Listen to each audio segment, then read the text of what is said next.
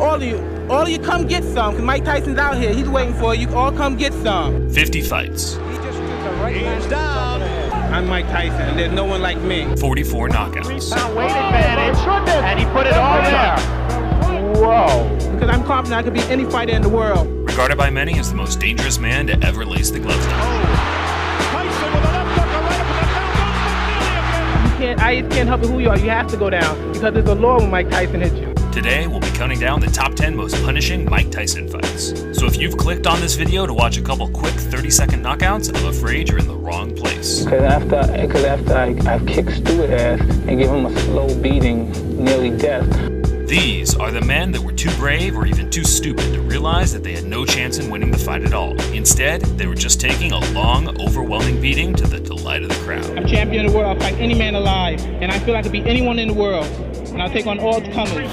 Coming in at number 10, we have an 18-year-old Mike Tyson weighing his career low 212 pounds, taking on Don Halpin in just his third professional fight. Don Halpin trying to give Tyson the eye, and I am glad. I tell you, I am glad I am this side of the ropes and not that side of the ropes. Don was fairly experienced, having 28 fights, and thought he could potentially cause the young Tyson some problems. But his experience meant nothing, as Tyson could have finished the fight whenever he wanted to. He was switching stances and trying out different head and body combinations. And just as the fourth and final bell rang, Tyson ended the fight in devastating fashion. Can Tyson finish this? I think so. I think so. That's enough. Now that last right hander, that was questionable. Tyson celebrated. I'm starting to think that you're unstoppable. Do you feel that you're the best heavyweight in the world, that you can step in with anybody right now? I know just a number of months ago you said just a few more fights. Are you ready right now? I feel I am the best fighter in the world right now. Coming in at number 9, we moved just 1 month later from the previous video as Tyson took on the undefeated in 3 fights, John Alderson. Alderson showed a lot of heart to get through the first round, but Tyson bloodied his nose and moved in for the kill in round 2. Muscle underneath. Now Tyson, they told him to go to the body. He's trying to do that in this round. So there's the right, good countering right hand, and that stunned Alderman. He backs up another right hand, a combination by Tyson, and he goes on the attack. You know, Tyson looked at Cappuccino a moment ago as if, do you want to stop this? There he goes right back to work on that left eye as Alderson stays on his feet. Didn't help, and I guess is the only man, and this one may not go much longer as a crushing right hand sends Alderson down and Cappuccino as this one ends officially a TKO in the second round by Mike Tyson. I would love to fight the winner. I don't know who the winner's going to be, but I would love to fight the winner. I'm champion of the world. I'll fight any man alive, and I feel I could beat anyone in the world. And I'll take on all comers. At number 8, we have the shortest fight on the list, and it also turned out to be the shortest fight of Tyson's career. The year was 1986, and Tyson met heavyweight contender Marvis Frazier on his route to the title. If the name Frazier sounds familiar, it should. He was the eldest son of the heavyweight legend Joe Frazier, who had high hopes for his son, but the guidance of his old man would not be enough to tame the wrecking ball that was Mike Tyson. Tyson comes out slugging. He comes out smoking like Marvis's father, Joe. Marvis must move or we're going to be out of here very, very quickly.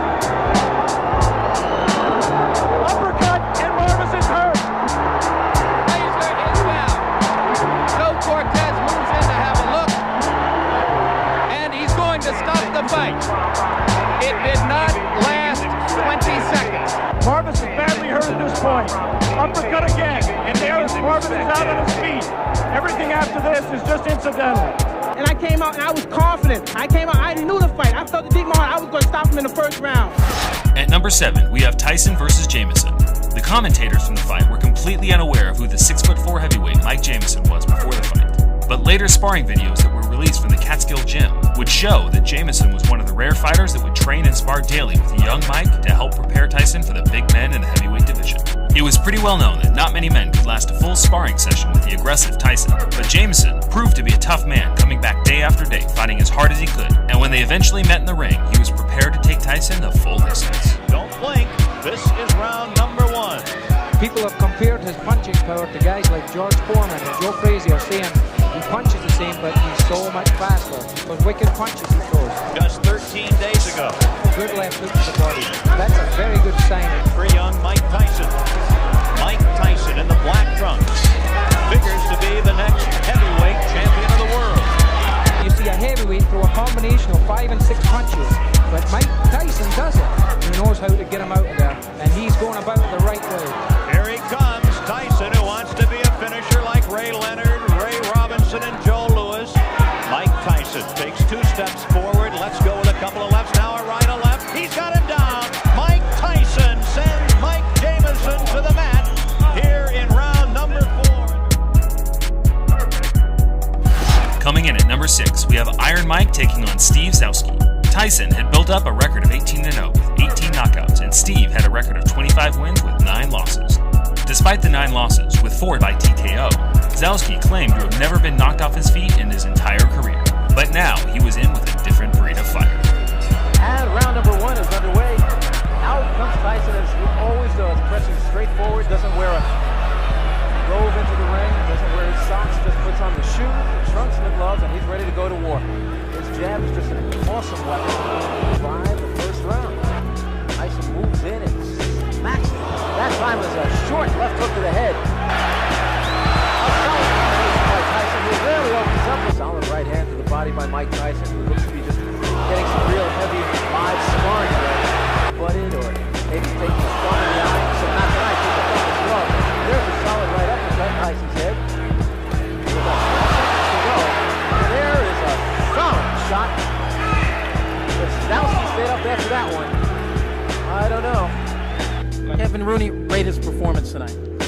C.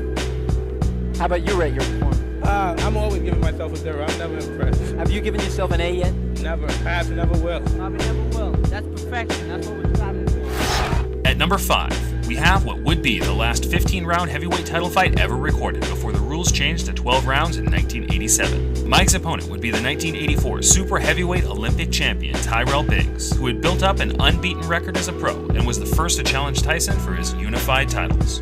Boxing experts Larry Merchant and Angelo Dundee felt that Biggs could be the first man to beat the seemingly invincible Tyson, but that plan fell through after 7 rounds of pure punishment from Iron Mike.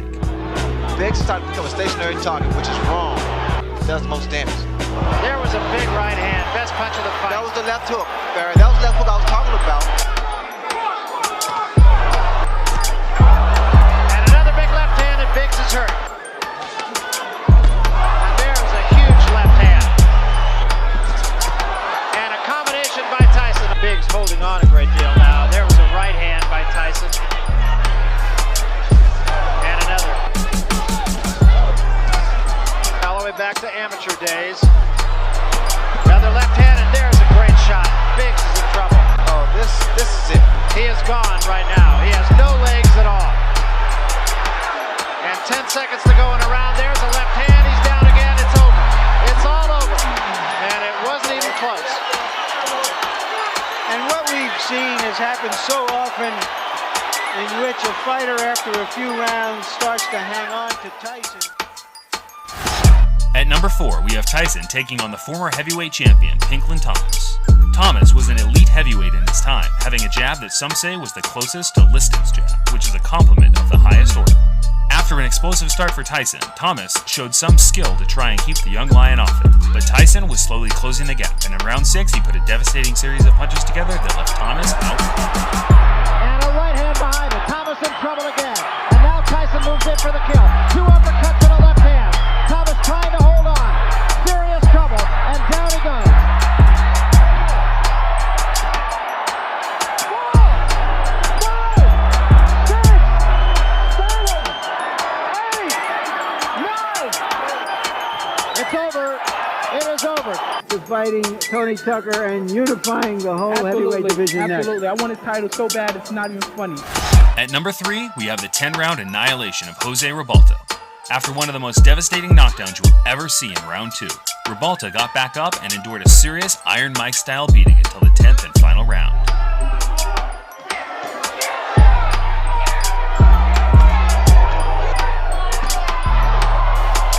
3 good examples right there, and then the uppercut behind it.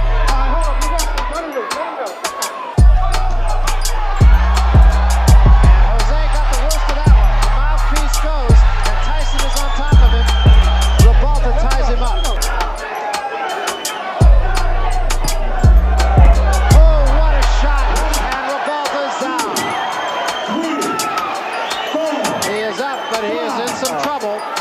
So you're satisfied the way it came out in the end? Most definitely. Okay, thank you, Mike. Coming in at number 2, we have the infamous battle between Tyson and Mitch Green. Although the 1986 fight was a pretty one-sided beating on Mike's behalf, the real beating would come 2 years later when the fighters were caught up in a street fight on the streets of Harlem. Now, trust me, Mitch, by all means, I don't really believe this is advantageous to your health. And I already kicked your ass now. I used to get mad, and Mitch said, fuck you, Faye, and it just slipped in there, nah, right? But it didn't turn out cool. I broke my hand in this gorilla's face, right? You know what I mean, all right? So this is what you never knew about the fight. You all knew about the altercation, but this is what you didn't know. Mitch was hiding some powerful shit that gave him like alien-like strength, right? And it's a beautiful combination of stuff, right? Mainly beautiful combination. But he doesn't go down. Weebles wobble, but they don't fall down. The Mitch comes, right? The Mitch comes. Fuck you, nigga! Boom! Mitch is down again. I was nervous, you know. I hadn't had a fight, like a street fight, in 7 years, and I was scared, and I was getting paranoid because it was so close. He kept getting close to me. I mean, so I defended myself. Who threw the first punch here? He did. He sucker punched me because he's with his friends. At number 1, we have the relentless pounding Tyson dished out on Jesse Ferguson back in 1986. The amount of solid uppercuts landed in this fight was just insane. And we should mention, Jimmy, before the action heats up too much, is this is a 16-foot ring, very much to Tyson's liking. Tyson's so special.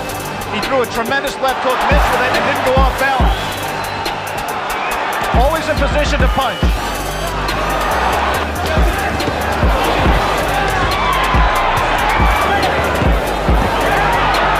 Not giving him very many punching opportunities.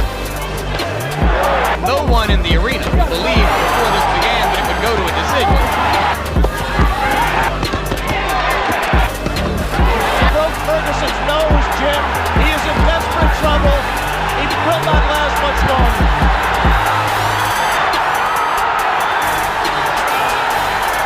Rivera almost stopped it there. Mike Tyson's known as a great finisher. Let's see how he does with Ferguson. Was in trouble in both the first and 10th rounds, and now he's in trouble here.